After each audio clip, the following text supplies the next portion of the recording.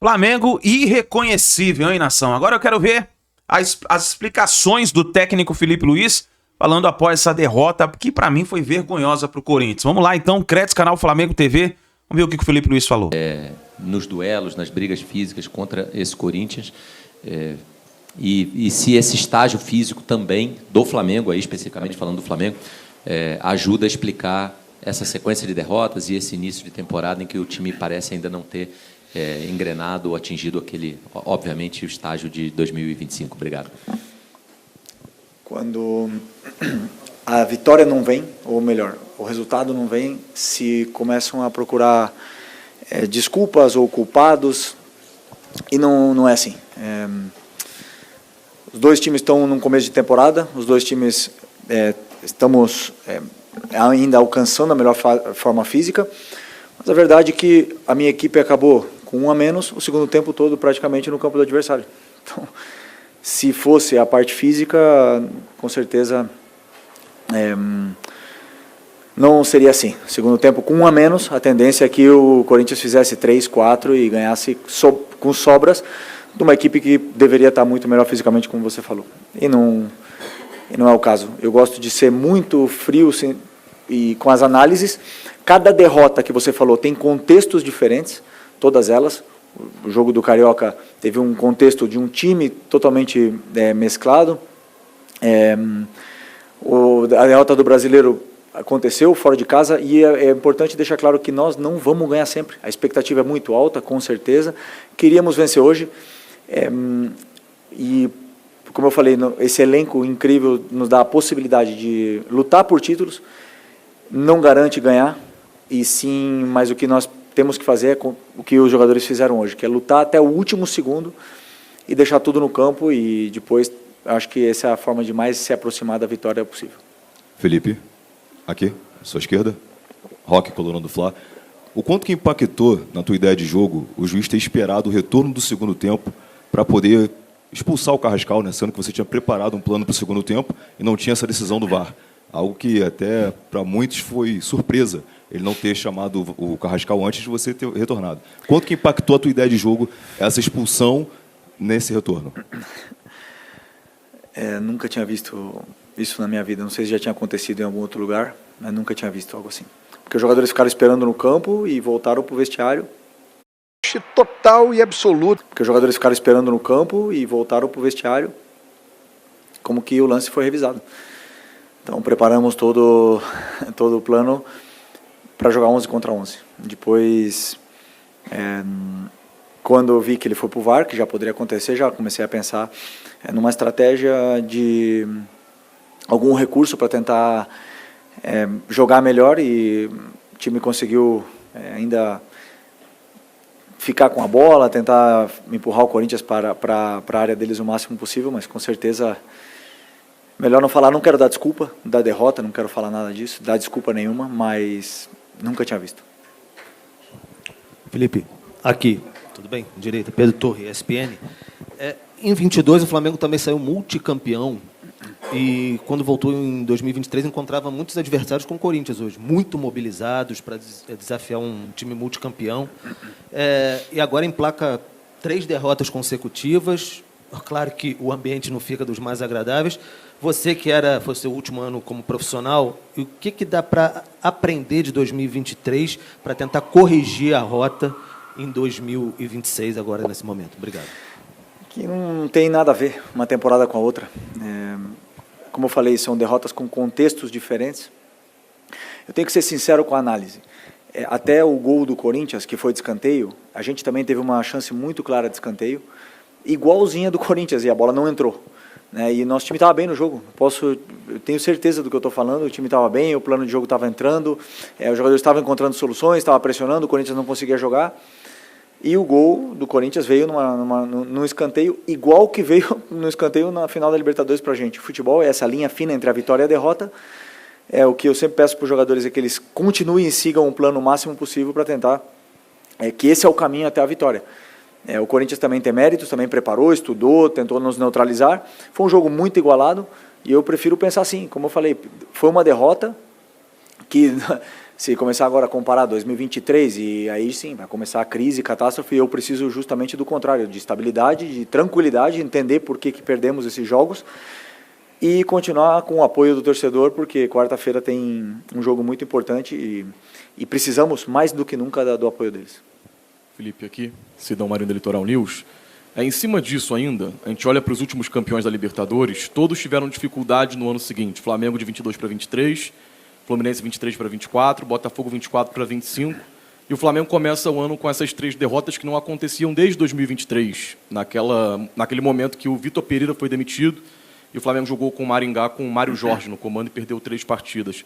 Qual o recado que você pode passar para o torcedor nesse momento, que obviamente está preocupado com a temporada, porque não esperavam o Flamengo começar o ano, primeiro jogando muito bem contra o Vasco, mas depois com 3 atuações com resultados ruins? Muito bem, com resultados ruins. Isso é importante que seja falado, porque o Flamengo não está jogando mal. Eu não consigo dizer, por exemplo, que a derrota para o São Paulo tenha sido justa, não consigo dizer, por exemplo, que o resultado hoje tenha do primeiro tempo, né? Depois do segundo tempo, o contexto todo levou ao que levou. Que o resultado do primeiro tempo tenha sido justo, como eu falei, são jogos igualados, não existe jogo fácil, e eu não tenho que passar mensagem para o torcedor, eu tenho que trabalhar, é o que eu falei para eles, trabalhar, quanto pior a situação, o único caminho que nós temos é trabalho, para voltar a vencer. E o recado para o torcedor, ele tem que ser passado dentro do campo, com entrega, com dedicação, do jeito que está acontecendo agora. E tem que aumentar ainda mais. É isso que eu prefiro falar para o torcedor, que eles olhem o time dentro do campo e depois julguem. Felipe, boa noite. A gente viu hoje o Paquetá reestreando pelo Flamengo, né? Nesse retorno dele. Teve pouco tempo de treino, mas já pôde fazer essa reestreia. Como você disse, no segundo tempo, o Flamengo, mesmo com um a menos, empurrou o Corinthians, criou algumas chances, teve a chance do Pulgar e teve no último lance ali a chance do Paquetá, que poderia ter mudado o rumo da partida. Como que você viu esse lance ali de fora, conversou com o Paquetá? E sobre o Paquetá, como que você enxerga ele dentro desse time do Flamengo? Né? Um cara que pode fazer várias posições, você pensa em variar, como que você está planejando aí a volta do Paquetá? Um jogador muito diferente, né? Muito acima da média. É um jogador que nos vai dar muitas soluções para a equipe, principalmente com essas defesas assim, que com marcação individual. É um jogador que não perde bola. Hoje o Corinthians individualizou bastante a marcação. A gente sabia disso e, por exemplo, o Pedro foi um escape, era uma ideia ter um escape com ele o tempo todo, porque é um jogador que sustenta muito bem a bola, o Paquetá outro. Além disso, o Paquetá joga em várias outras posições e com o número de jogos e o calendário que a gente vai ter, precisamos desses jogadores que consigam fazer várias posições e funções diferentes, mas é um jogador que eleva muitíssimo o nível dessa equipe. Felipe, Raiza Simplício aqui. São 3 derrotas seguidas e 6 gols sofridos, né? O número de gols sofridos chama bastante atenção, levando em consideração que a gente viu do Flamengo no ano passado, um time que sofria poucos gols. Você disse que hoje não foi a questão da parte física, até pelo segundo tempo que o Flamengo fez com um jogador a menos. O que está acontecendo, então, na tua visão? Por que o Flamengo emplacou essa sequência ruim e está sofrendo um número maior de gols nesses jogos? Como eu disse no jogo cada jogo tem um contexto diferente, cada gol que a gente sofre tem um contexto diferente. Meu trabalho é analisar o que acontece no campo e, por exemplo, hoje tomamos 2 gols, como você falou, e é verdade. Um gol de escanteio, na qual a gente trabalha, mas o adversário teve mérito porque foi uma jogada ensaiada, no limite da falta, no Varela, mas foi um mérito também do adversário, que fez uma jogada boa. E um gol no último minuto, com o time todo desconfigurado, com o Léo no ataque e tudo mais. Então, eu não posso olhar para os dados e falar 2 gols. Eu tenho que olhar que erros minha equipe está cometendo defensivamente, e não tem nada que me assusta, porque os erros que estamos cometendo são erros iguais que o ano passado. A diferença é que a bola nossa não entrou, a deles entrou, porque a do Paquetá no último minuto foi para cima, e a do Yuri entrou.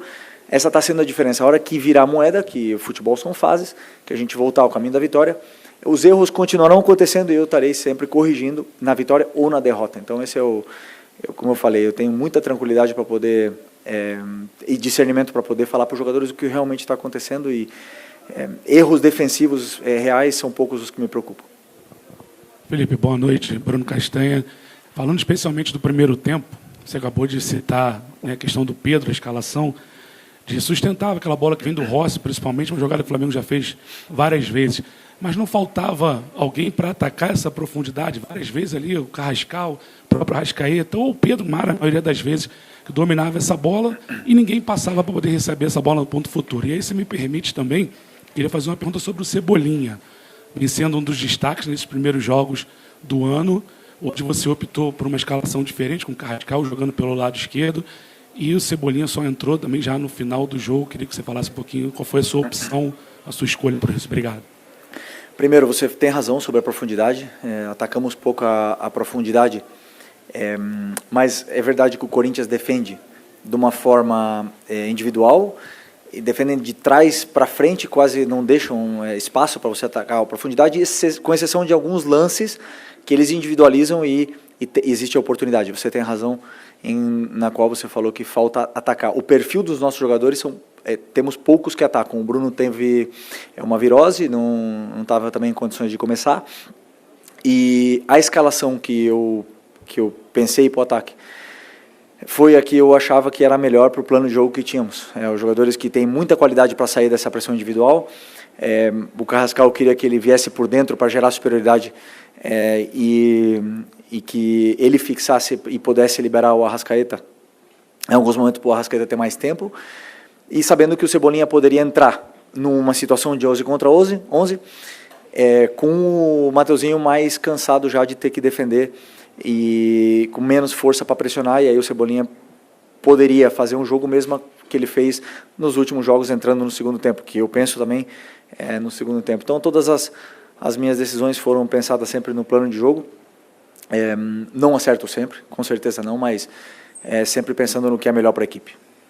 Felipe, aqui, hoje completam 20 dias que a equipe se reapresentou para a temporada. Acredito que você ainda está num trabalho de pré-temporada com a equipe, até usando esse tempo para poder corrigir alguns erros e algumas questões que precisam ser corrigidas. Queria saber de você, quanto tempo mais você precisa para colocar a equipe do jeito que você quer colocar, tanto na questão física, tanto também na questão tática? Obrigado. Bom, já sabemos que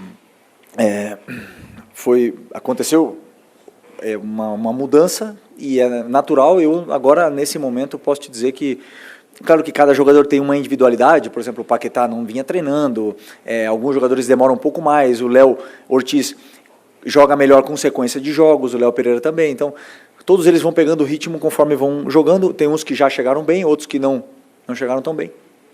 Mas nesse momento, agora daqui para frente, para mim, não tem desculpa. Já acabou a pré-temporada, já estamos em plena competição. Eu espero o máximo nível dos meus jogadores, que para mim a minha exigência é o máximo que eu já vi eles performar. E essa é a minha guia, a minha régua para poder exigir deles. Felipe aqui. Boa noite, Rafael Aracaque do Flavoz. Você acha que ter antecipado, né, o elenco principal antes do previsto tem prejudicado na performance, ou na performance não, mas nos resultados que vem apresentando, né? Essa semana agora já tem jogos importantes, né, o Internacional e o próprio Sampaio Corrêa? Eu não sou uma pessoa de me lamentar e falar o que poderia ter feito. Claro que aprendo dos meus erros, mas eu gosto de solucionar, não de lamentar. É a solução daqui para frente. O que eu posso fazer daqui a quarta-feira para recuperar meus jogadores, tanto física como animicamente, para poder que eles possam fazer um grande jogo e recuperar o carinho do torcedor, que é o que queremos. Felipe, tudo bem? Boa noite. Gabriel Órfão, canal Paparazzo Rubro Negro. Felipe, quero te perguntar sobre um jogador específico, mas falando um pouco da questão física dele, que é o Alexandre, que chega à sua 4ª partida consecutiva. Enfim, teve jogo que ele jogou 45 minutos, 50 minutos, o jogo todo. Como é que está a situação física na lateral esquerda, né? Porque a gente vê que não é tão comum o Alexandre, por conta da idade, por tudo que já viveu, ter uma minutagem tão grande assim. A gente tinha o Ayrton Lucas com a pubalgia, acabou entrando hoje no fim do jogo. Como é que está essa situação física, especialmente da lateral esquerda? Obrigado. Ele está bem, jogou os 4 jogos, não teve queixas. Achava que o Ayrton tinha que entrar porque precisávamos mais velocidade no ataque e ganhar mais um ataque já para todo o risco. e por isso eu optei por tirar ele nos últimos 15 minutos. Mas ele está bem, o Ayrton agora também já está recuperado, conforme for recuperando e somando minutos, vai também evoluir muito na parte física. Boa noite, Felipe. Pedro Santana, do Portal Metrópolis. Queria voltar um pouco na pergunta sobre a escalação. O Paquetá estreou hoje, estreou vindo do banco. Se você também comentou sobre o Cebolinha, queria te perguntar se você já tem em mente quem você vai utilizar no ataque por esse ano de temporada, se vai ser algo fixo, se você pretende ter o Paquetá como titular, tendo em vista o investimento que fizeram, ou se vai ser em formato de rodízio durante a temporada. Não é rodízio.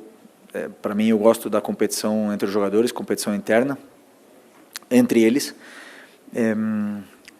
E conforme eles vão falando e as sensações que eu vou tendo, juntamente com as características que a equipe precisa, eu gosto dessa concorrência e competição interna. Obviamente que eles não vão conseguir jogar todos os jogos, o Arrascaeta não joga todos os jogos, o Pedro não joga todos os jogos, então eu tenho que ir aí fazendo certos ajustes pontuais para poder sempre fazer o que é melhor para a equipe.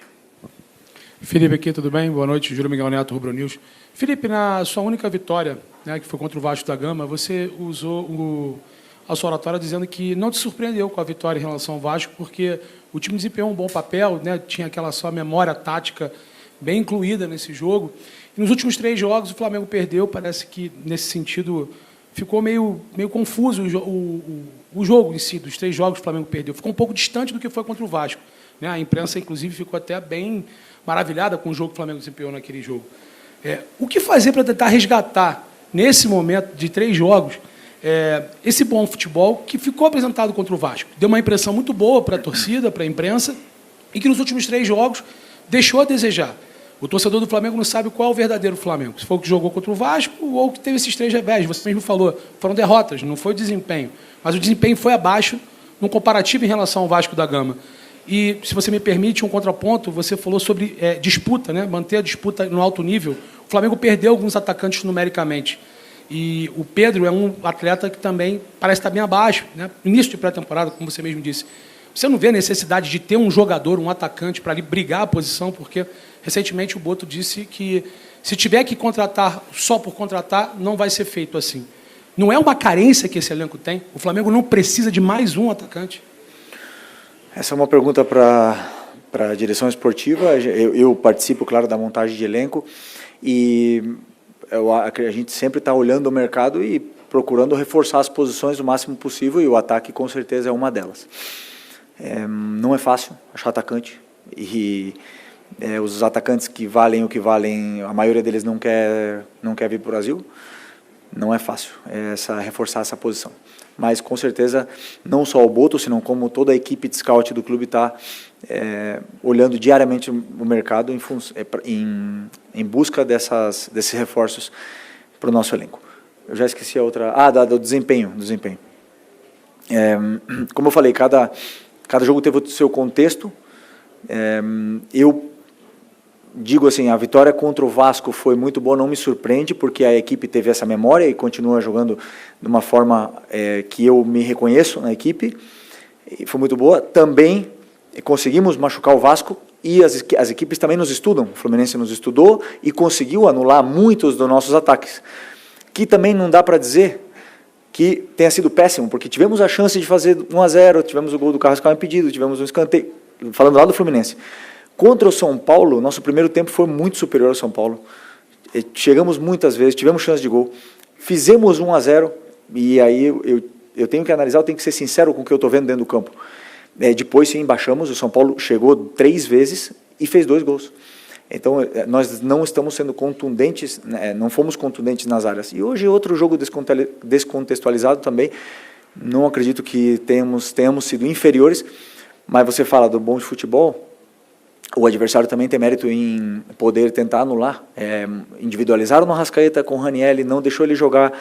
O Gustavo Henrique parou o Pedro toda hora com faltas, muitas delas, e travaram o nosso ataque muitas vezes. Mesmo assim, chegamos na área do adversário e tivemos chances. Não fizemos, eles foram contundentes na área e ganharam o jogo. Por isso, parabéns ao Dorival e ao Corinthians pela vitória. Felipe Luiz, tudo bem? Aqui, Léo Carolino, do Correio Brasiliense. Falando um pouco da vinda do Paquetá, há a possibilidade do Arrascaeta jogar, ou do Carrascal jogar pela esquerda, pensando num time montado ali com o Paquetá também pela direita? Me repete a tua pergunta, eu não entendi direito teu raciocínio. Ah, sim. Não, um time com o Paquetá. Dá para imaginar o Carrascal ele pela esquerda, assim como ele jogou hoje, vendo que ele joga ali dos dois lados? O Carrascal? Sim, o Carrascal joga na direita, na esquerda, no meio. O Paquetá também joga na direita, no meio, na ponta aberta esquerda não, mas na ponta direita aberto sim, e joga no ataque, joga também de volante.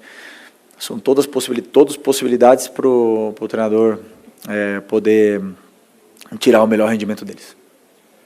Obrigado. Boa noite, pessoal. Muito bem, importante. Aí, nação, as explicações do técnico Felipe Luiz falando aí após a derrota para o Corinthians, um título perdido, Supercopa do Rei. Tamo junto, a gente se vê no próximo vídeo.